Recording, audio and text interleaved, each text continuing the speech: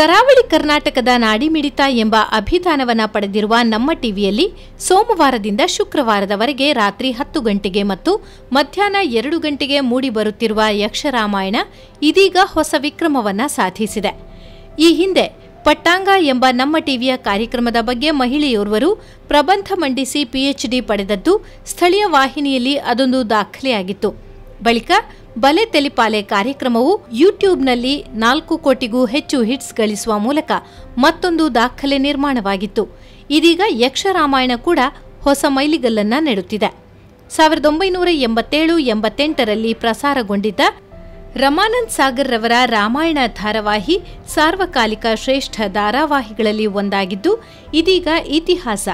ಆ ಕಾಲದಲ್ಲಿ ರಾಮಾಯಣದ ಪ್ರಸಾರದ ಅವಧಿಯಲ್ಲಿ ಅಂದ್ರೆ ಭಾನುವಾರ ಬೆಳಗ್ಗೆ ದೇಶದ ಬಹುತೇಕ ರಸ್ತೆಗಳು, ಅಂಗಡಿಗಳು ನಿರ್ಜನವಾಗಿತ್ತು.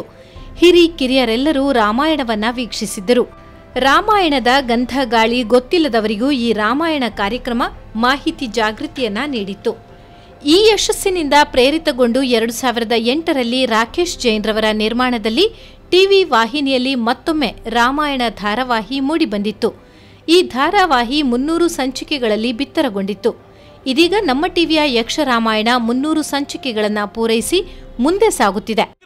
ದೃಶ್ಯವನ್ನು ಕಂಡಂತಹ ಕೆಲವು ರಾಕ್ಷಸರು ಅವನ ಹಿಂದೆ ಓಡುತ್ತಾ ಇದ್ದಾರೆ. ಅವರನ್ನು ಬಿಟ್ಟಿದ್ದಾನೆ ಲಕ್ಷ್ಮಣ. ಮತ್ತೆ ಕೆಲವರು ಅಹಂಕಾರದಿಂದ ಲಕ್ಷ್ಮಣನ ಮೇಲೆ ಏರಿಕೊಂಡು ಬಂದಿದ್ದಾರೆ.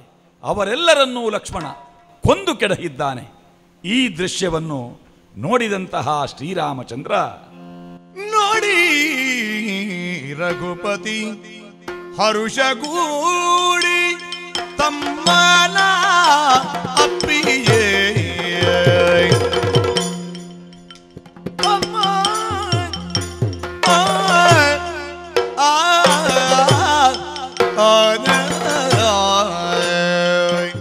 ಶಾಸ್ತಾವು ಶ್ರೀ ಭೂತನಾಥೇಶ್ವರ ದೇವಸ್ಥಾನದ ವಿಜಯನಾಥ ವಿಠಲ ಶೆಟ್ಟಿಯವರ ಸಹಕಾರದಲ್ಲಿ 69 ಸಂಚಿಕೆಗಳನ್ನು ಶ್ರೀ ಭೂತನಾಥೇಶ್ವರ ದೇವಸ್ಥಾನದಲ್ಲಿ ಚಿತ್ರೀಕರಿಸಿಕೊಂಡರೆ, ಮುಂದಿನ ಸಂಚಿಕೆಗಳು ಪಾವಂಜೆಯ ಜ್ಞಾನಶಕ್ತಿ ಶ್ರೀ ಸುಬ್ರಹ್ಮಣ್ಯ ದೇವಸ್ಥಾನದ ಶಾರದ್ವತ ಯಜ್ಞಾಂಗಣದಲ್ಲಿ ಚಿತ್ರೀಕರಿಸಲ್ಪಟ್ಟಿದ್ದು, ಪ್ರತಿನಿತ್ಯ ನಮ್ಮ ಟಿವಿಯಲ್ಲಿ ಧಾರಾವಾಹಿಯಾಗಿ ಹರಿದು ಬರುತ್ತಿದೆ.